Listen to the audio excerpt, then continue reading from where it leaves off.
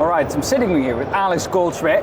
Alex, we both are great friends, but I have to say, at the Sim Racing Expo 2023, the ADAC Sim Racing Expo 2023, you're one of the main characters when you walk to that stage over there. Tell us, what do you do here at the Sim Racing Expo? Well, my purpose is to be I'm the lead commentator first of all, but also to help everyone understand the story of what the lead up has been to this point, because we've got 3 competitions. We've got the ADAC Sim Sports Community Trophy, which was just 10 communities that were asked by SimGrid, okay, we're going to put you in, nominate 3 drivers from your league or your community. Oh, it's great because we really showcase what community racing is all about. And community racing can actually be quite exciting. You can see some really good side-by-side battles, you know, a little bit of rubbing, you know, they do say rubbing's racing, Dan. But also we have the professional trophy where there's a total prize pool of €5,000 up for grabs. 3 teams still very much in the hunt at this point. And then we have the digital GT500, which takes place tomorrow. We have got teams on site. There is a prize pool of a combined €15,000 with the winners taking home €5,000. But also, I think it's also, for me, a great opportunity to make people aware of the Sim Racing Expo through social media, doing collabs or doing interviews like we're doing now, just to try and sort of say to people that here's one of the people that you will recognise every time you go to the Sim Racing Expo. If you were there in Nuremberg last year, or you're here at Dortmund, you'll know that I'm the person who calls the play-by-play, and you need someone that has that motorsport, be it IRL or be sim racing experience, to deliver that sort of, build that anticipation. One of the nice things about this morning, when I said, ladies and gentlemen, if we could have a round of applause for our drivers going into racing very shortly, and we had a packed house at the front stage, and it was such a great experience because it really sort of, you know, it's an appreciation of what these professional drivers do day in, day out. You've been doing this for quite a while. Yep. How important do you think that an event like the ADAC Sim Racing Expo, which is coming back every year, is for the world of sim racing? Because it's been growing quite a lot the last couple of years. Well, we've got 17,000 square meters, and we've got a very different location. The Sim Racing Expo is now based here in the Ruhrgebiet, which has, you know, within a 3-hour drive, you can cover a span of 22 million people.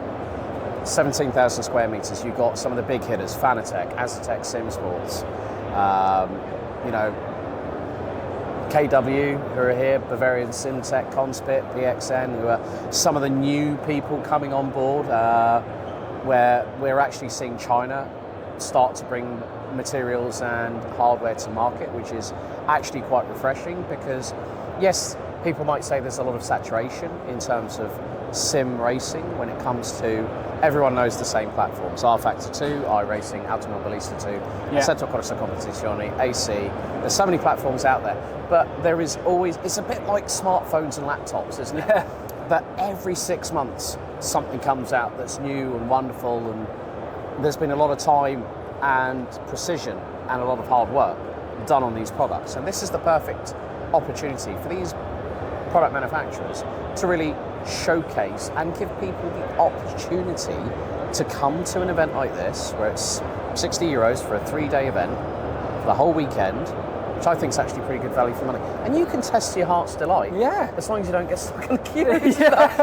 But I think for me, the Sim Racing Expo means that we also showcase the very best. You know, we try and give it a positive outlook, and I remember this morning at 9:30 we saw the queue that was outside the entrance to Hall 3 at 9:30 this morning, and it was 15 people deep, about 8 to 10 rows, waiting. They've been waiting since 9:30 this morning.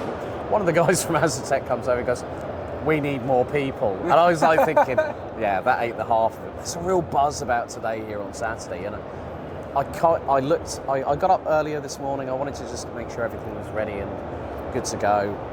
And I just thought, like, hell yes. When the weekend starts, you know, the footfall is going to be outstanding. I've spoken to Holly from Live to Race. She said, every time they start that LMP3 up at ADAC, my eyes start singing because the unburnt fuel hits your eyes. And Live to Race is a UK company and they have a small stand. But it just goes to show you can be a big player like Fanatec or Azatec, or you could be these small manufacturers and come in and have a booth of your own. And you still get swamped, but it becomes such a great word of mouth tool, this event. You've done this for how many years now, the Sim Racing Expo? This is my second year. Well, actually, no, tell a lie. I first knew about the Sim Racing Expo back in 2021. Myself and good friend, fellow commentator as well, Yusuf bin Sahaya, we were contacted by the people who previously organised at Kawana to do the road to the Sim Racing Expo. So we did the professional trophy, 2 qualifier races that year.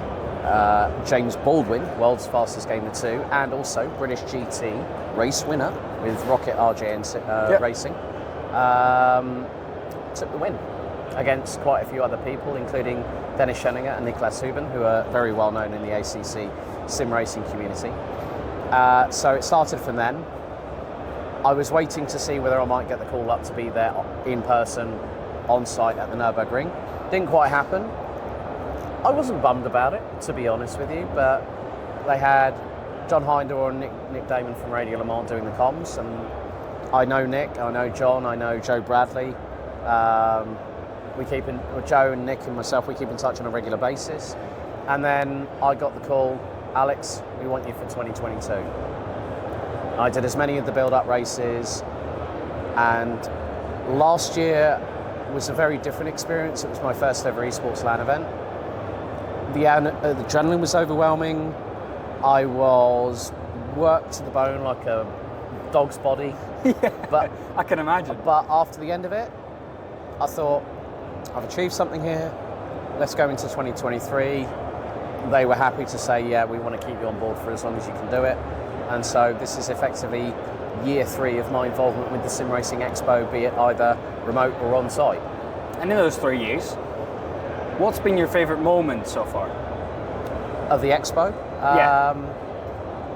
Seeing all the exhibitors and the teams, because we've got teams competing on site for the GT500, is seeing the evolution of basic carpeted floor plan to full-on kick-ass stages. I think the biggest show-stopping moment was when the Aston Martin Valkyrie, that is currently on the Fanatec stand and is in the Fanatec Club Sport colours, yes, was pulled out of the trailer by the exhibition hall entrance on Thursday night. And Nadine and Ancha, who are two of the real big people who are very much not talked about, they are helping to run things for the exhibitors like event side, and they went, everyone congregates over this €3 million sports car that has 1160 horsepower and is only one of 150 in the world.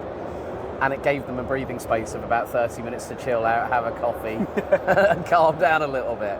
But everyone in the team, Ollie, who's doing the social media, Danny, who's been, the head of sim racing for Southwest Vision. We've got also Marco, who's the CEO of Southwest Vision, a great visionary. And I think it's great that the Sim Racing Expo now, right up until from 2023 to 2027, is here at Dortmund.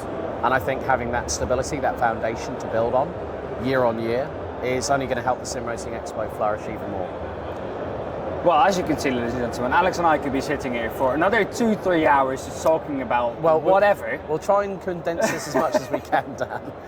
The last 2 questions that I have for you, we can combine into one, and that is, what do you know about Sweden, and have you been to Sweden yet? Yes. Yes, and yes. I have been to Sweden multiple times through my karting exploits, through the Road Sax Max Euro Trophy. Funnily enough, to a place called Kristianstad, where the Ring, which has hosted CIK, FIA, European and World Championship events previously. I've also tried the traditional Swedish meatballs with loganberries as well. But there's a lot of sim racing that goes on in Sweden. You see the likes of Felix Rosenqvist, avid sim racer, Maya Shank, IndyCar driver for 2024. Sweden famous, of course, for everyone's favourite household brand, IKEA. The home of Volvo. I currently drive one, a V40 D3 Lux. But I know quite a few people But then, of course, there's some great racing series, including one that you are in, Next Gen Cup, and of course the STCC, which has been around for so many years. You've got people like Peter Hagloff from PWR, Robert Dahlgren, who's been with